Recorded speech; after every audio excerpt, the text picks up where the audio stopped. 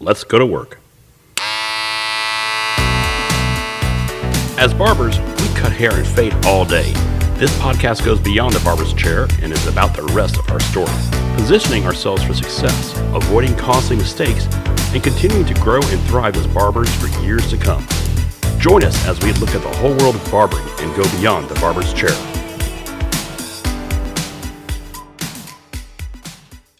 The MGM casino group made a lot of noise in the news. They had been hit with a ransomware, and they didn't want to pay it. They wanted to investigate it. They wound up losing about $100 million on it. And ransomware is one of those things that can hit big companies, and they can also hit small guys.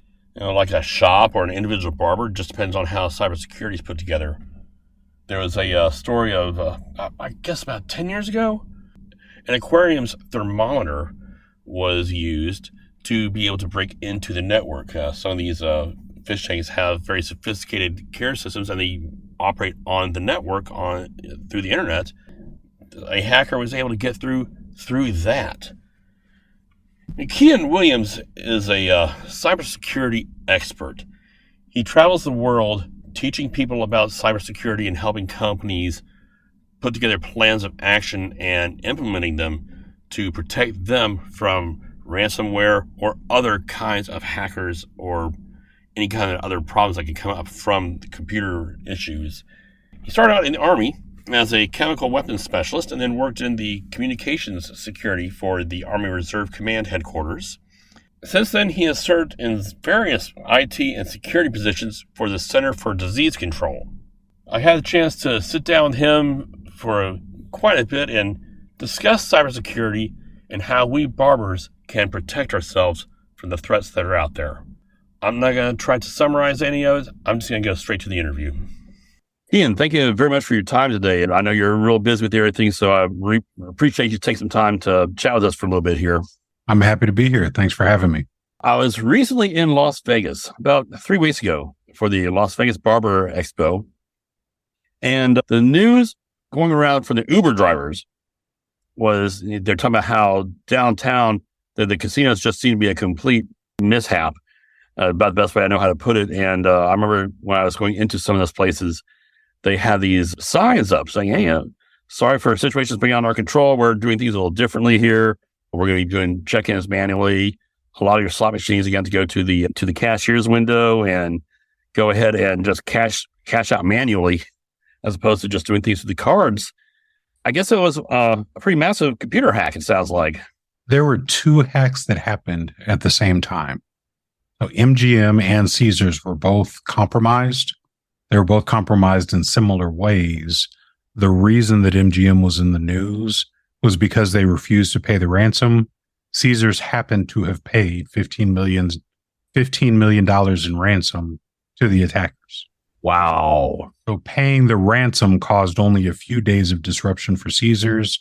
It's not widely known. They didn't end up in the news. Not paying the ransom put the cost of the breach for MGM in much more of a spotlight because they were losing $8.4 million a day for multiple days. That is nuts. And did they ever find out who the guys were behind it? To date, we don't really know who did the attack, but it's interesting because MGM is a public company. They had to report to the Securities and Exchange Commission how much did they lose as a result of the hack. And the total amount that they lost was about $100 million, in addition to $10 million to investigate the breach and repair its systems. That's just mind-blowing. Yeah, because I think of, the reason I thought immediately of you when I heard about it, first, I know what you do, with the cybersecurity, but also just thinking from a small business standpoint, if a barbershop got hit with something like that, or I don't even know if there's a way to hit an individual barber with something like that, but you keep hearing things about ransomware and that sort of thing. The thing you have to think about for a barbershop, either the shop owner who is renting space or the individual barbers who are paying the owner to rent space, is that at the end of the day, everybody's livelihood is at risk if they don't have good security tools in place. With both MGM and with Caesars, the start of the attack or the root cause of the attack, I think is a better way to say it, is phishing. So in one case, it was voice phishing where somebody called over the phone and pretended to be somebody else. In the other case, it was email phishing. So a message came in through email that pretended to be somebody rather than who they actually were. And the phishing variants, voice and email, allowed unauthorized access to the system. So you think about your average barber who does a great job, but has the ability, the freedom, the flexibility to run his entire business from his cell phone.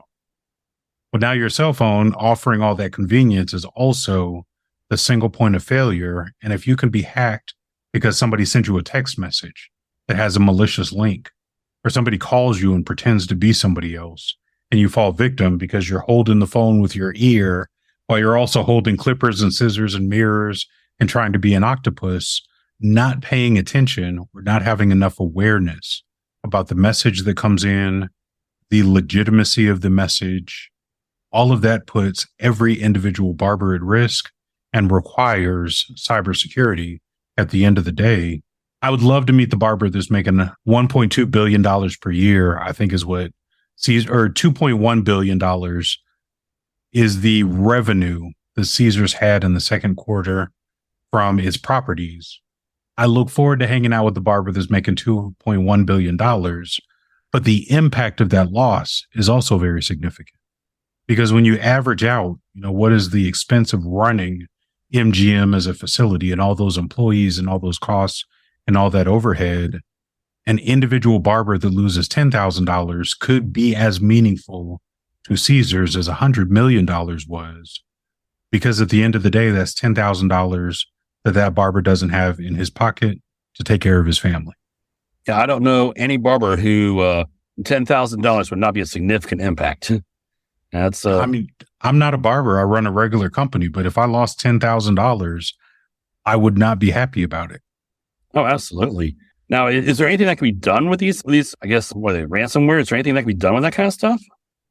In all cases, it's a combination of situational awareness, the security controls that you have in place, and just having good practices. For example, how often do you pick up the phone when it looks like it's your bank that's calling you?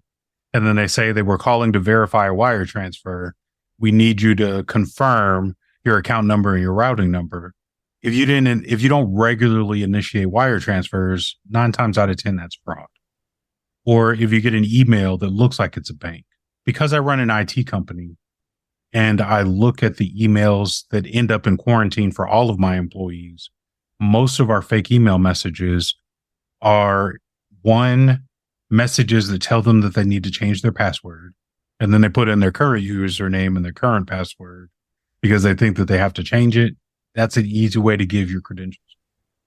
Or a lot of my accounting people end up receiving messages about a wire transfer or an invoice that came in and you need to click on this link to verify it.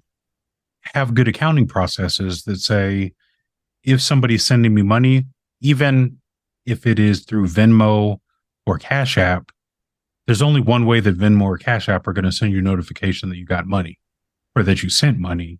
So ignore the fake things, become very familiar with what is legitimate. It's going to help you avoid becoming a victim and having your money stolen. Let me repeat back what I'm hearing from you to see if I have a good grasp of this. It sounds like someone is pretending to be the bank. They are sending you an email. It might have the bank's logo. It might actually look legitimate. You have something at thebank.com. All the things there. Their customer service number on that email might even be legitimate. But using that, I guess they're trying to coerce into clicking on something, and then you go into their little trap, I guess. Best way I know how to put it. One of the things that you have to consider about modern technology, whether it's an email message or just a picture that's sent to you, is that you can make anything look like anything. Like there's nothing that stops me from creating a website that looks like Bank of America. What causes my website to not be trusted as Bank of America is that Bank of America has a security certificate. And if you click on that little lock symbol on your internet browser, it's going to say that this website belongs to Bank of America, not to hackers.com. So it doesn't matter what the site looks like. What really matters is the ability of individuals, whether it's business owners who are barbers or just kids who are on the internet. All individuals should understand basic things about how do you verify the sender of the information. And given that understanding, it allows you to say, hey, that's fake. I don't need to pay it any attention. I can delete it. The other thing that becomes important is vocabulary. There are 3 specific types of phishing that all sound crazy, but they are evolutions of what started via email. So phishing is always going to be a fake message that's sent through email. The attacker is trying to cause the message to look legitimate. But when you click on the link or when you put in your information, it does something that's illegitimate that's going to cause you harm. Because so many people don't really use email anymore, they now have what is called vishing. So they took the PH out of phishing, replaced it with a V, and vishing is a scam that happens over the phone or voice email or voice internet protocol if you have an internet phone. I get all kinds of messages all throughout the day where people call me and pretend to be Microsoft and say, we detected an error on your computer. We need you to go to this website so you can give us control so we can fix it. Microsoft is not going to call me and help me out for free. They have too many customers. They don't care about me as an individual person. They don't even have my cell phone number. What I registered my Microsoft account was my company number, not my personal cell phone. And what the attackers are doing, whether it's vishing over the phone or smishing through SMS or text messages or farming that happens when they try to send you to a fake website, all of these approaches are really just efforts by the attacker in large volume to trick as many people as they possibly can. So it's billions of messages that go out per day, but 1% of a billion people is still a lot of people. Because the attackers, the criminals, the fraudsters are making money, the activity continues to be pervasive. They're not targeting any specific person in most of these cases.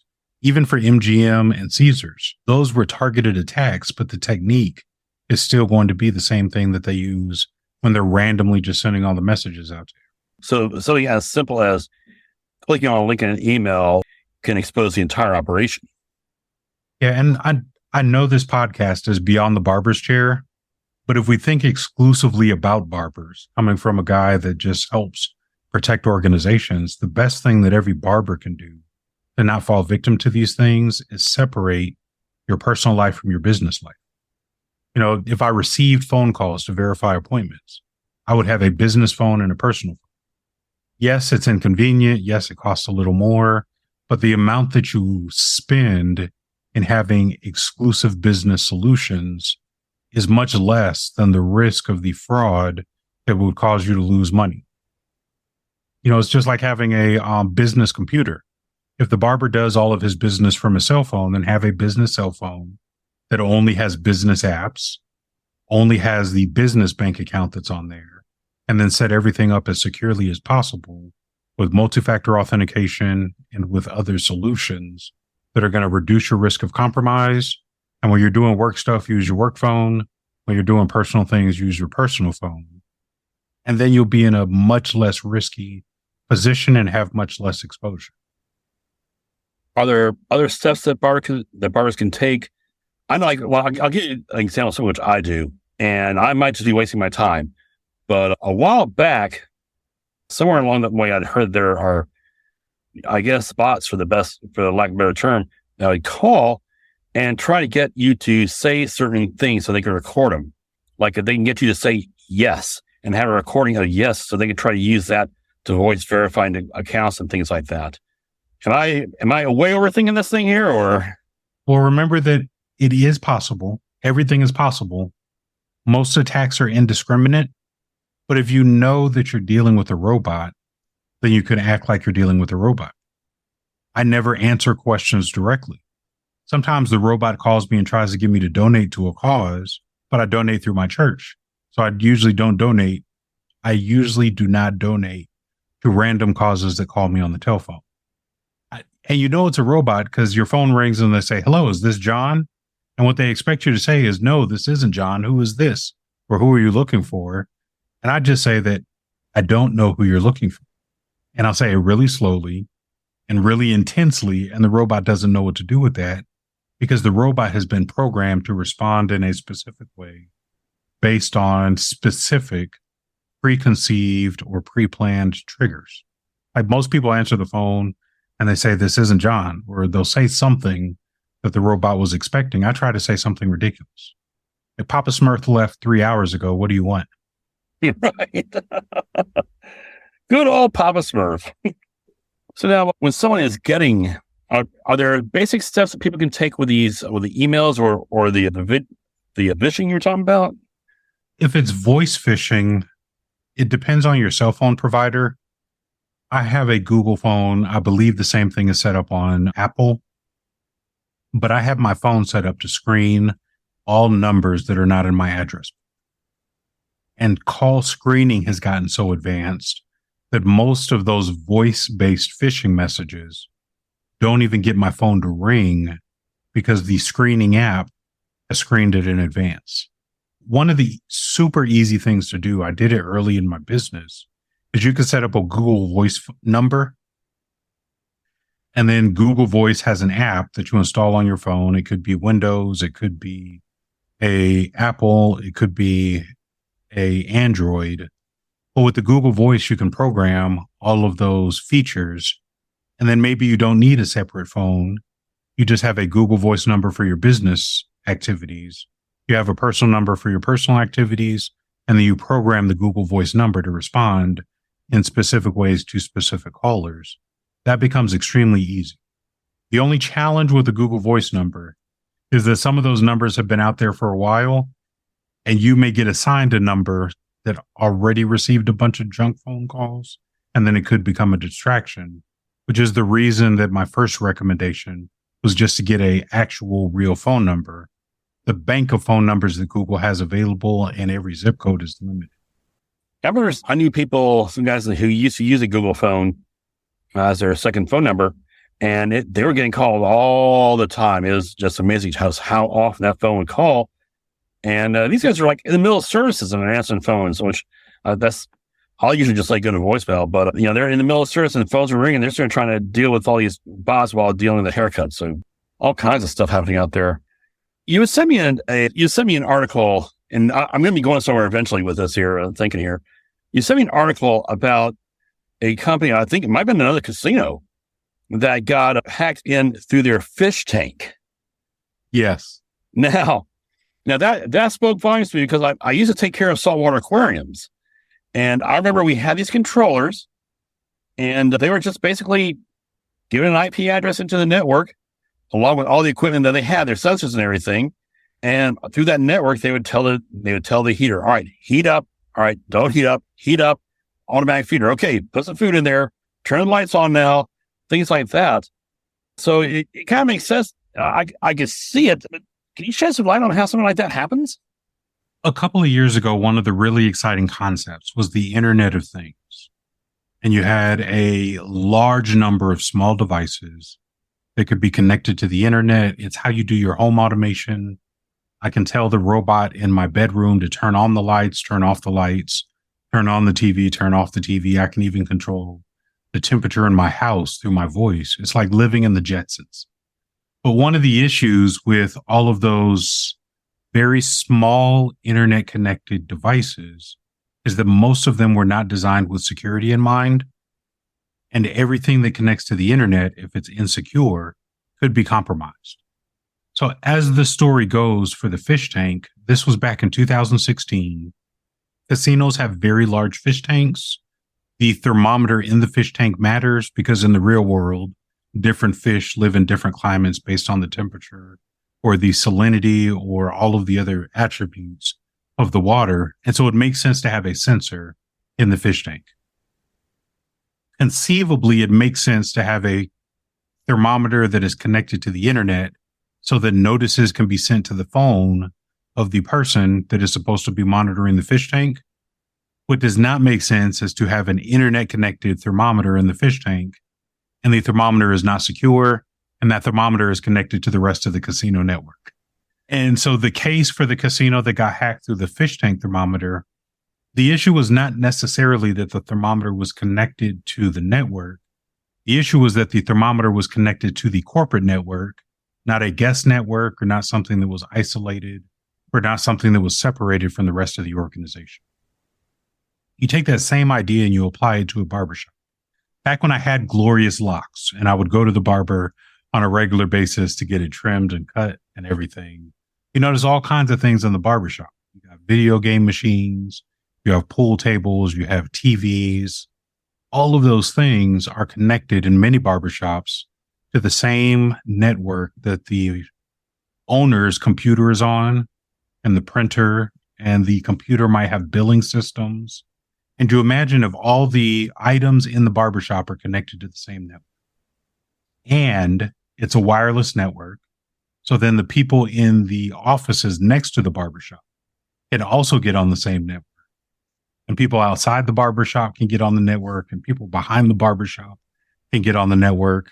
One of the issues of wireless communication is that everybody who is in range that has the right equipment, if they know the password or they dedicate the effort, they can probably connect to that network. And so now you have a barbershop where all of the critical communication assets are connected to the same network that anybody else can connect to.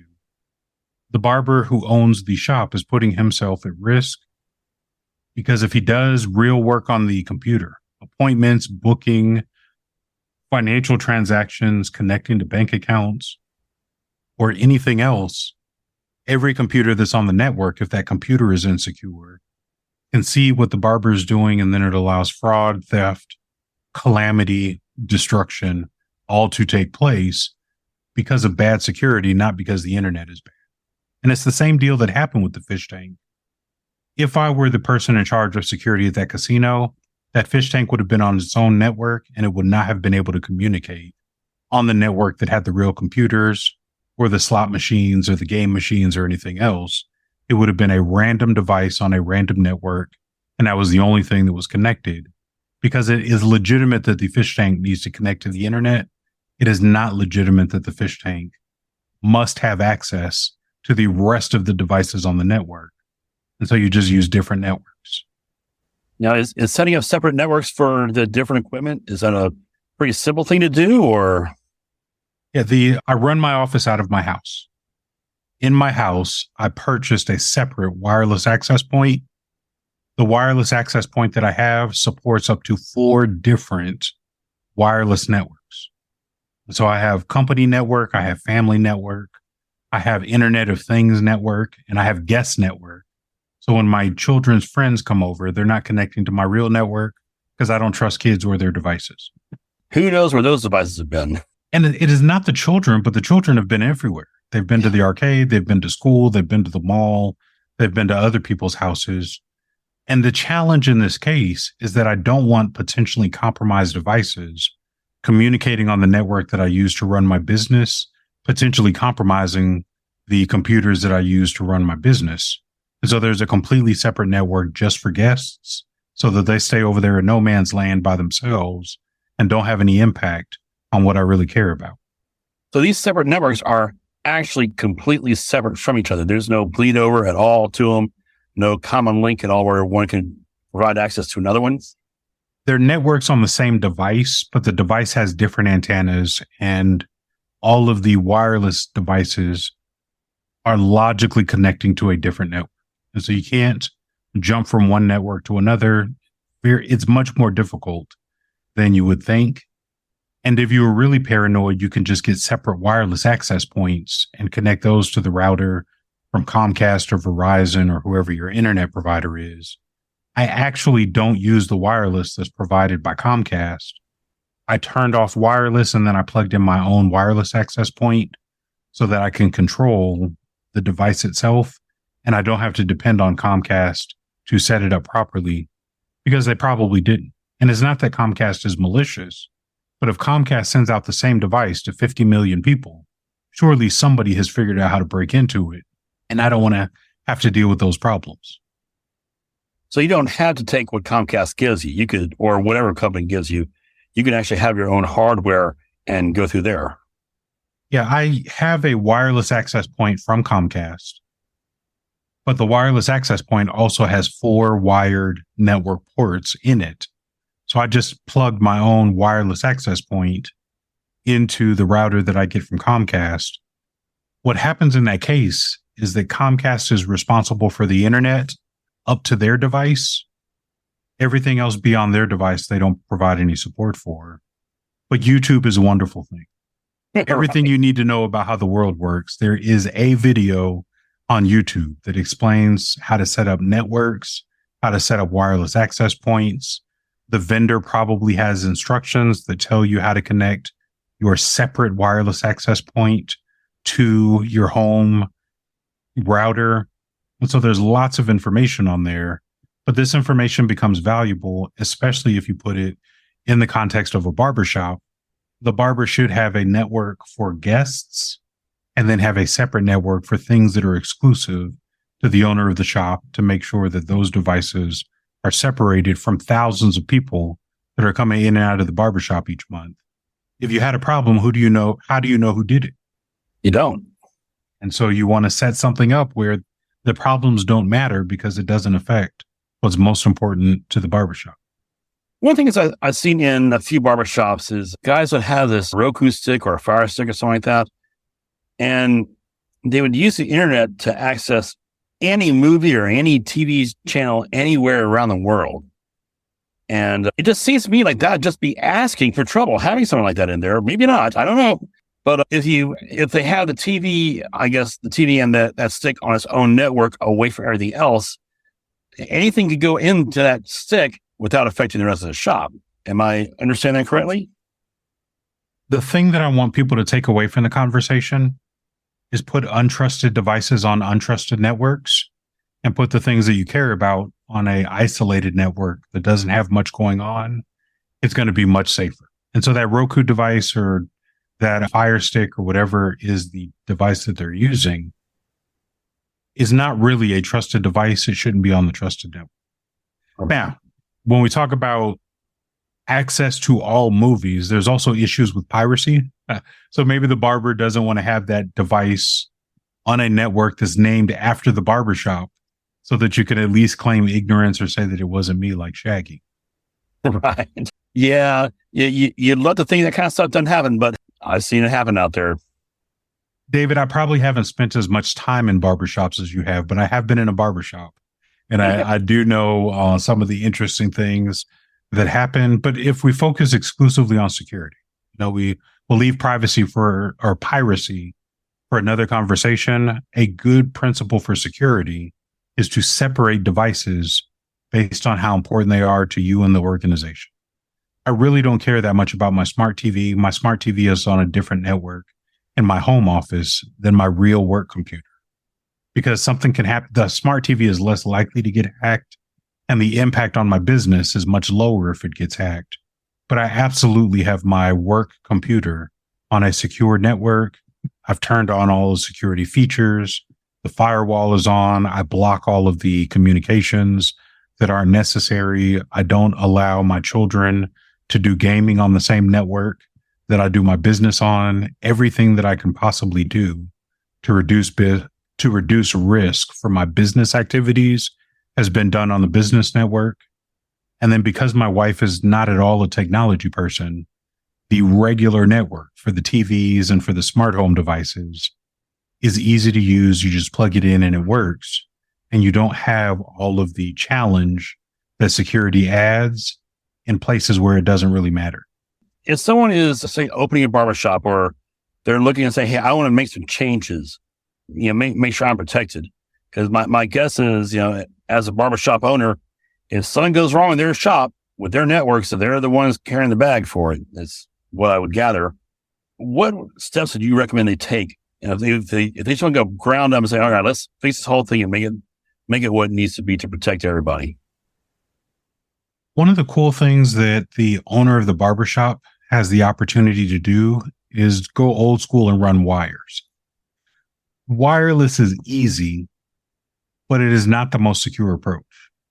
If I were opening up a new barbershop, when I'm running the lines for the power, when I'm running the plumbing lines, when I'm having the TVs installed, just run network connection so that you have a wired connection to the smart TV, to the computers, to the other things, and then let the wireless be for the guests that come into the barbershop, because everybody wants Wi-Fi while they're sitting there waiting their turn.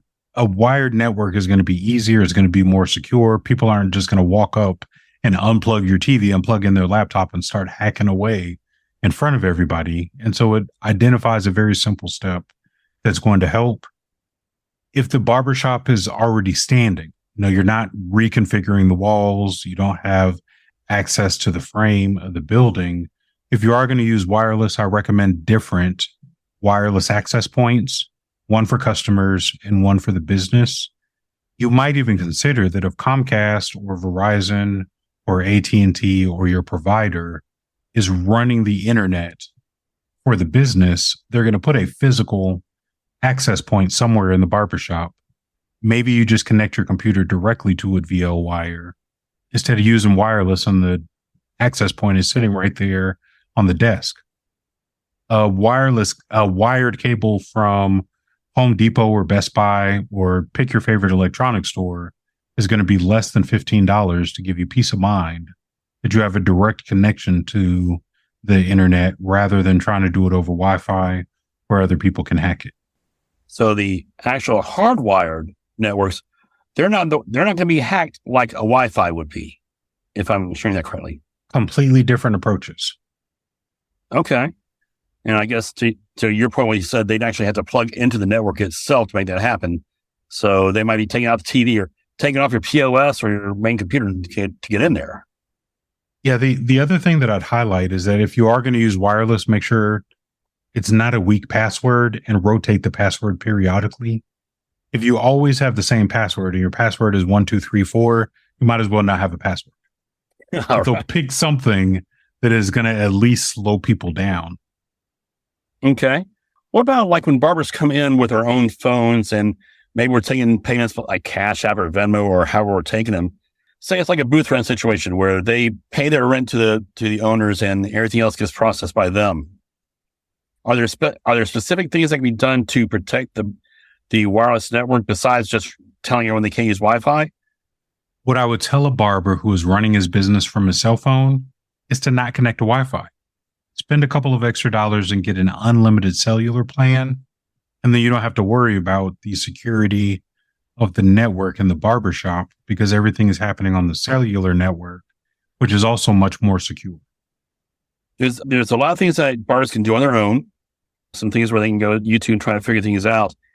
At what point should they call a Keya'an or someone in your industry to come and help out? I am going to be the person that the person that owns the barbershop is going to call me, and then I'll come in and help them out. For the guys that are renting a booth, everything that I'm saying is free advice that's going to set them up, that's not going to require them to spend a lot of money, because the guy in the booth isn't dealing with the Comcast or the Verizon or anything else. Mm-hmm. The guy in the booth has the opportunity to have a secure cell phone that only has the apps that are necessary to run the business, that allows the guy in the booth to run a very successful and profitable business without interruption. Venmo is secure, Cash App is secure, the websites that they're using are secure.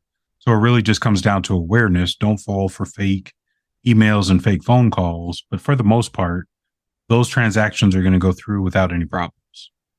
And then using the cellular network instead of exposing your cell phone to compromise on the wireless network is going to provide a lot of protection for the barber in the booth.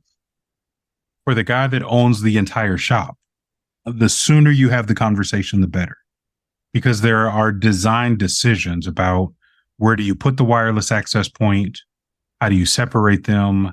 How do you configure them? Our podcast would be much longer if we had a deep dive conversation about wireless network security, which would be overwhelming and it would bore 90% of the office or 90% of the audience, because most of the people that are going to listen to a great podcast like this are focused on how do they do better in their booth, not how do you configure and secure a building.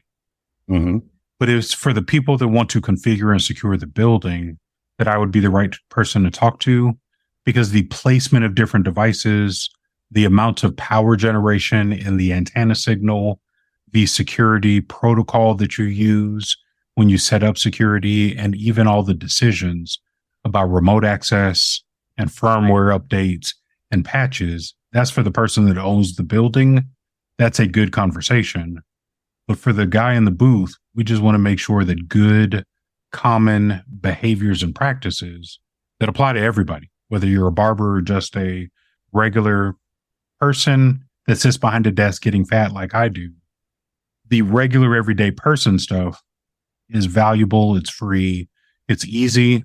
It's the big business stuff that focuses on the building, the facility, the computers, and the infrastructure where I'm going to provide the most help. From what I'm hearing here, there's actually three different layers of security going on here. The barbers, guys, just use your own phone, use your own cellular data. Don't even bother with Wi-Fi, and it's all secure. Everybody's safe. You don't have to worry about that on that end.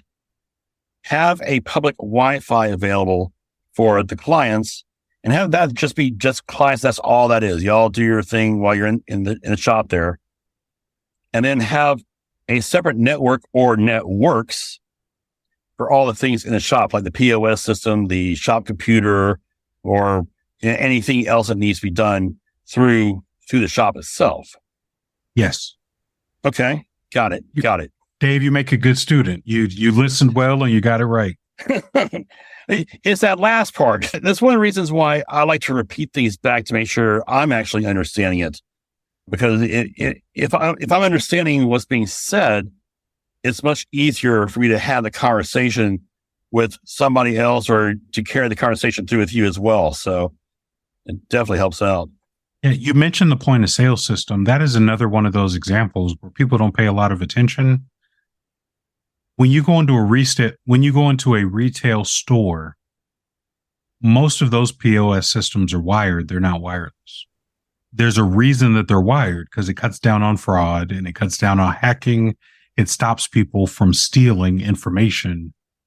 The first major wireless network attack happened to TJ Maxx back in the 90s. As somebody sat out in their car and they connected to the wireless network. The wireless security protocol was something called WEP. It was supposed to be equivalent to wireless security, but the way that they did encryption was very weak. But TJ Maxx had a lot of data stolen from their POS system because POS was connected to Wi-Fi. Wi-Fi was insecure. A person in a car was able to gain access to it and stole a lot of money. But that is a story from the 90s. We have learned enough in the last 30 years that we can connect POS systems to the network via wire. We can set the wireless network up securely. We can only allow authorized devices to connect. The time, money, and effort that the owner is going to spend setting those things up is going to be the thing that prevents $100 million worth of losses. Or because it's a POS system, it's going to prevent fines from the payment card industry because they have requirements for protecting credit card data because they lose money every time a POS system gets hacked. I've seen some places where their POS also has remote units to read cards and run transactions, things like that. I'm assuming that's Wi-Fi. Is there a way to protect between there and the main POS as well, or? You have lots of options. It could be Wi-Fi. It could be cellular.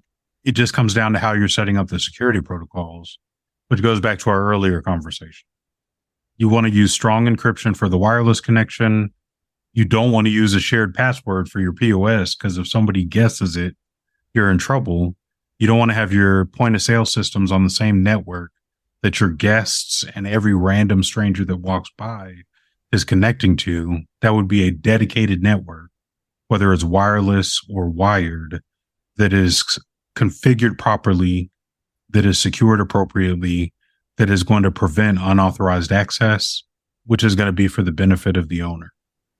Keya'an, is there anything that we haven't covered so far that you think is important to make sure we get in here? I think the other thing that we'll cover, because my son still has his flowing head of locks and still goes to the barber, is the idea about reading the license agreement and what the provider offers in terms of protections and what liability is for the appointment setting apps. There's lots of apps that lots of barbers individually and in shops use to set appointments, but the barber is ultimately responsible for protecting personal information. And so if you use a bad app and that app gets compromised, the barber could be subject to all of the breach notification requirements that exist in Georgia, if we're talking about Georgia, or anywhere for that matter, depending on how broad and far and wide our viewership is for the podcast. But the National Conference of State Legislatures has a website, ncsl.org, that lists all of the breach notification requirements for all states and U.S. territories that have a privacy law. And the barber is not exempt. I know some barbers that have 500 customers. If you're in California and 500 customers have their data breached, you're subject to the California privacy regulation that has the stiffest penalties in the United States, because the barber is a business and the harmed people are consumers, and business to consumer transactions have very strict privacy requirements. It doesn't matter that you use somebody else's software. As the collector of the data, the barber is responsible for making sure that that data is collected. The best advice I can give to barbers is to read the contract, understand the liability, make sure that whatever you're using to set appointments is also secure so that you're not responsible for the loss or the compromise of credit card data or personal information because you're using a solution from somebody that doesn't care about security. That could be a whole nother segment for the podcast. My head is just spinning on that one. And it's like, wow. There are people who say that computers can actually be pretty simple. They're just not easy. And then there's folks like me who look and say, man, tech can really get away with a whole lot of stuff, which is ironic because I used to work with tech. And I look at it and it's easy to mess things up with technology. And just one misstep can actually set up a whole bunch of different dominoes. This is why people like me are around. I've known some excellent barbers. My barber, when I did go to the barber regularly, was my same barber for 20 years until my hair stopped growing and I didn't need a barber. Now I just have a really good razor. But I care about him. I want him to be successful. And so he can focus on being a master barber, and I can focus on being the person that he comes to when he has a question about security so that he can get everything set up properly and focus on what he's really good at. Keya'an, if someone wants to get in touch with you, if they want clarification or want to say bring your services on board or something like that, what's the best way for them to reach out to you? The two best ways are, number one, LinkedIn. I'm easy to find. I'm the only Keya'an Williams on LinkedIn that's not my son, and you can obviously tell which is which. If you go to linkedin.com/n/Keya'an, Keyaan, it's the direct link to hear interesting things. I crack jokes. I publish all kinds of fun things on LinkedIn. The other option is just to go to class-llc.com. It's the company website. People can use the contact us box, send a question. My team or I will follow up as soon as possible with a proper answer. The only limitation, the question must be ethical, legal, or moral. If it's a ridiculous question that goes outside those boundaries, I'm not going to answer it. But if somebody has a legitimate question, they just want good advice or they want to be pointed in the right direction, I have team members that are dedicated to that. They can ask for me directly and I can help them out. But if somebody just wants to know, hey, what are some good X? Whatever that variable is, it's easy to have us give good sound advice so that you don't fall victim to fraudsters and scammers. So what have you got coming up in the next, anything coming up that you want to talk about or promote? Well, I don't think I'll see lots of barbers there, but I am about to travel all over the world talking about cybersecurity. I'll be in Nashville next week. I'll be in Chicago the week after. I'll be in Atlanta the week after. I'll be in Oman in November. And God willing, I'll also make it to Kuwait, to Egypt, and possibly to Jordan. I'm in a cool position where I get to go around the world talking to people about security and helping them do the same thing that I encourage all of the barbers listening to the show to do. Well, yeah, Keya'an, like I said, I really appreciate your time. I know you're really busy. You got things happening all over the place here, especially with all the travel coming up. And I know it's not the easiest subject for people to really wrap their heads around, but I appreciate you helping to make it simpler for us. So, at least, if nothing else, we know that we don't know. We need to hire a professional to kind of help out or something like that. Yeah, Dave, I'll leave your audience with one thought. If you can hook up an Xbox or a PlayStation, you can do basic cybersecurity things. And so I'm sure there are lots of barbers that are listening to the show that in their downtime can hook up a gaming console and get some good gaming in. If you can do that, you can do this when we're talking about the basics. If it goes beyond the basics, reach out. I'm happy to help. Well, thanks again, Ken, and I look forward to seeing you again real soon. I look forward to it. Thanks for having me. That's it for today's episode of Beyond the Barber's Chair. I put links for my guests and for anything we discussed in the description. I hope you got something great and that it helps you as a barber and in life. If you like the podcast, I hope that you will tell a friend about it and subscribe so that you don't miss any upcoming shows. I'll see you next time as we go beyond the barber's chair.